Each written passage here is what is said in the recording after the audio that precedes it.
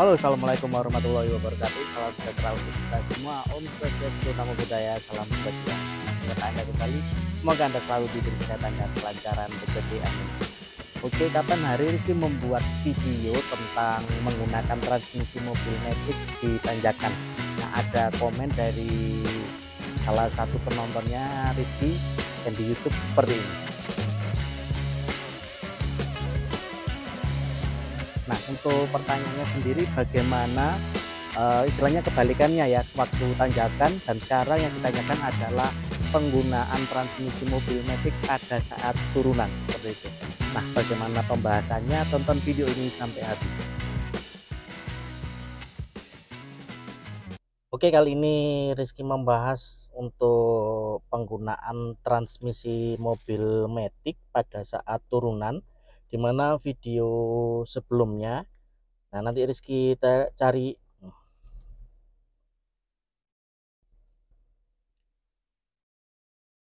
Oke, kali ini Rizky akan membahas tentang bagaimana cara penggunaan transmisi mobil matic pada saat turunan. Sebelumnya Rizky sudah membuat video tentang bagaimana cara penggunaan transmisi mobil matic di sebuah tanjakan seperti itu. Untuk video sebelumnya ini Rizky taruh di link di sini. Nah, kalau untuk mobil manual ya, itu pada saat turunan biasanya sih kadang kalau kita jalan di jalan yang sangat rata atau pada umumnya gitu ya, itu contoh masuk di transmisi 4 atau 5 lah. Nah, ketika melewati sebuah turunan seperti ini, itu biasanya dikurangi transmisinya dari 5 biasanya langsung diturunkan ke 2 atau ke 3, jadi seperti itu.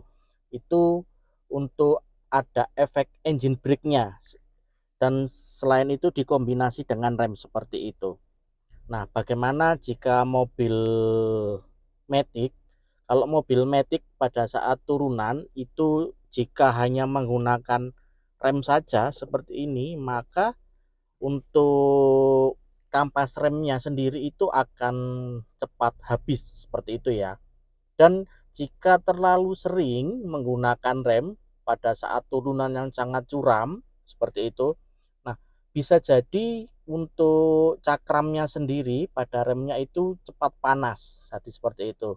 Nah, ketika cepat panas dan sering digunakan, itu biasanya kadang sering terjadi yang namanya rem blong, jadi seperti itu. Nah, itu sangat bahaya sekali. Mungkin teman-teman yang lain sering melihat ya, bagaimana mobil matic digunakan di turunan dan sering menggunakan rem saja, itu mungkin sangat berbahaya, jadi seperti itu. Dan ada beberapa insiden juga seperti itu. Nah, ini bisa digunakan. Nah, ini sih contohkan ya, ketika kita jalan di posisi D.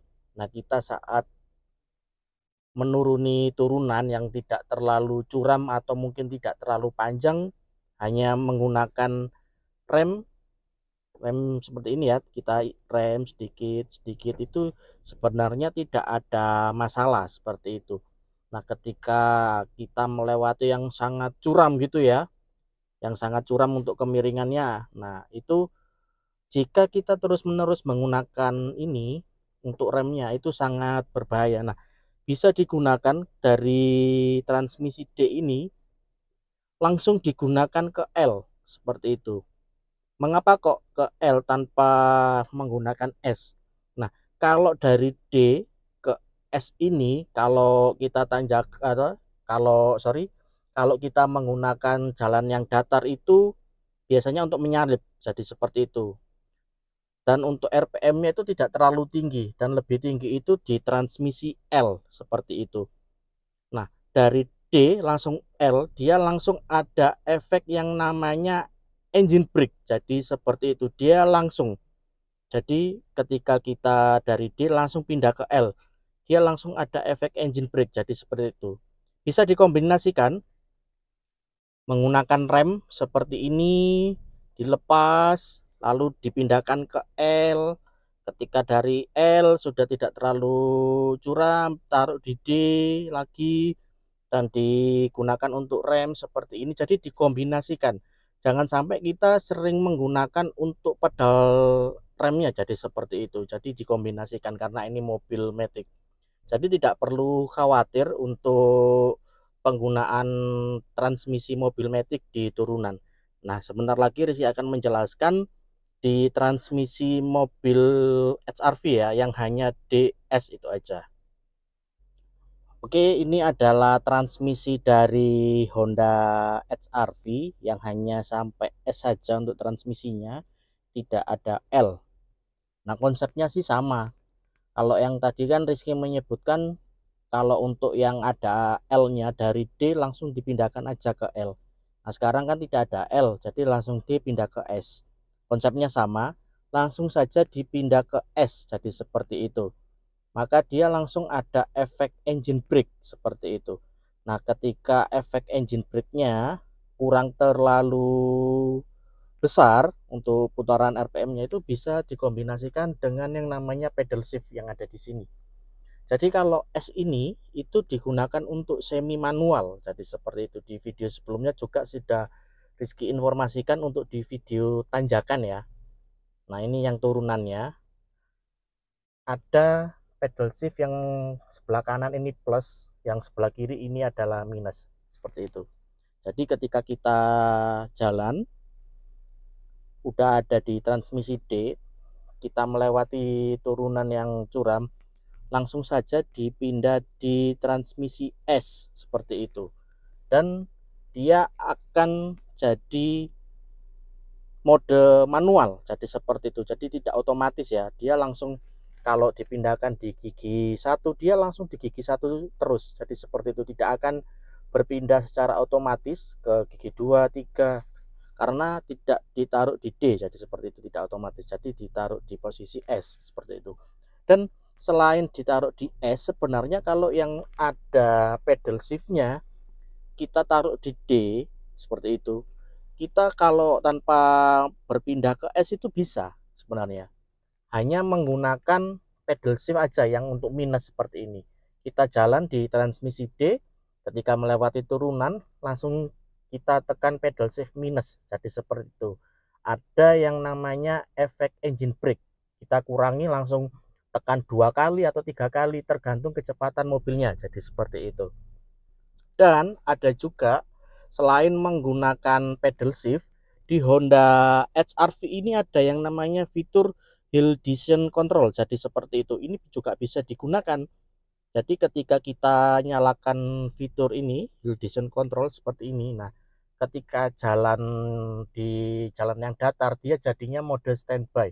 Kalau di turunan dia langsung otomatis menggunakan engine brake yang diatur oleh putaran mesin. Jadi untuk Hill Descent Control ini kecepatannya hanya di 3-20 km per jam. Nah, ini cocok sekali digunakan yang sangat curam sekali, jadi seperti itu, tanpa kita menginjak pedal rem, jadi seperti itu.